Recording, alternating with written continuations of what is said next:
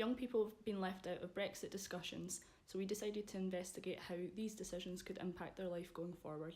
Pretty much like a month or so after we leave the European Union is when I graduate pretty much, so I'm quite concerned actually about my kind of job prospects, and certainly I was maybe thinking about working in somewhere like the UN or something like that in Brussels, so then obviously that is going to be taken away from me a wee bit, I feel. Perhaps may restrict me to a path that I may not want to go down, and obviously with my leisure time and want to go on holidays, it's definitely going to restrict that. Obviously we probably won't be part of the single market, so that'll be more difficult to move around Europe and stuff, which kind of decreases job opportunities. Prices of things are probably going to increase, probably going to need to strike trade deals with new countries. So We spoke to Theo Benya, the Scotland coordinator for Our Future, Our Choice, a youth-led organisation campaigning for the people's vote.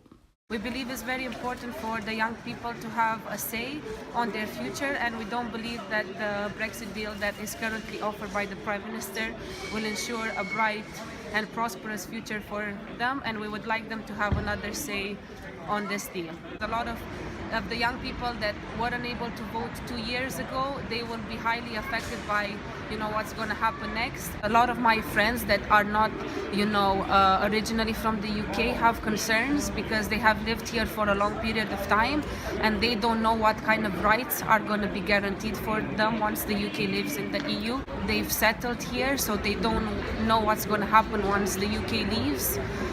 Where is that going to leave them? A lot of people are thinking about trying to get citizenship now or permanent residence, but these are very costly affairs.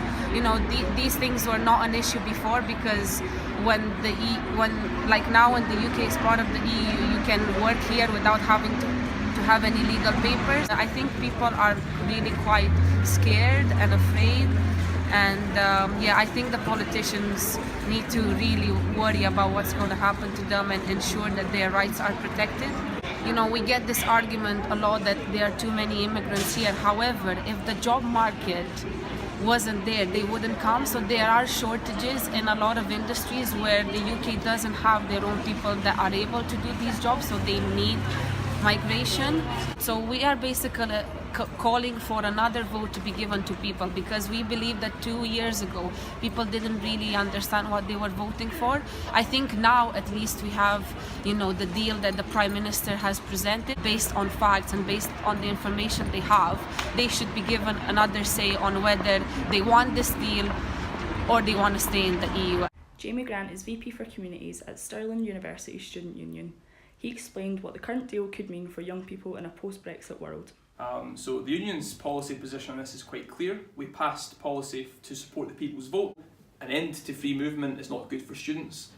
Research funds and grants at risk, that's not good for students. A limiting of life opportunities through moving abroad, through studying abroad, through finding love abroad, that's not good for students. That's not even touching into the economic predictions for the UK, for rising costs of living, for rent, for food.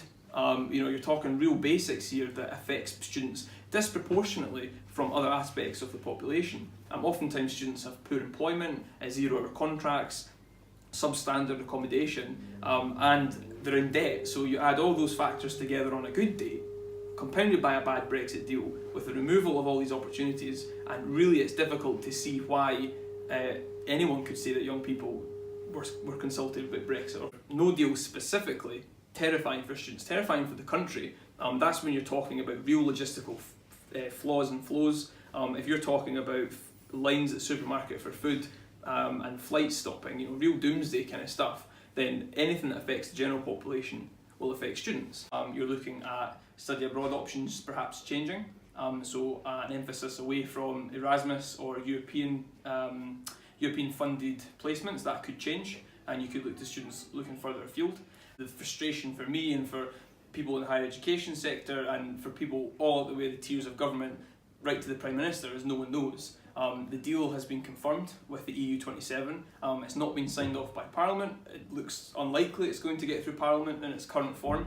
In terms of specific relationships with European institutions, the university is making overtures. Other universities as well are making overtures to European institutions to start establishing those one-to-one connections, to maintain some sort of presence link, be that a programme, be that study abroad, with EU and European universities. You know, it's going to be difficult to replicate the benefits that we've had under Erasmus. When it comes to what happens after study, again, it's a who knows scenario. I know that the NUS, National Union of Students Scotland, have been doing some work to lobby government about the post-study work visa. So that's for any student who's graduated from a non-EU country. They'll be able to get the right to have a visa, to be able to work.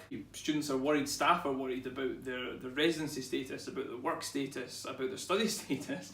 And they're worried that they've set up the building blocks for life here and they're being pushed over. I feel especially sorry for young people who are just entering the world of work. They're maybe starting a family, or they've just got a mortgage, or they're just starting out in adulthood, and then there's this big change to the goalposts coming along that will disrupt everything from construction of new houses to mortgages to job opportunities to food. It really is down to Mrs May about the next few weeks, about how the deal falls, if it's passed by Parliament, and then we can get a bit of certainty from that. But until then, it's educated guesses at best. And that's really not good enough for students or for anyone really. They want some certainty.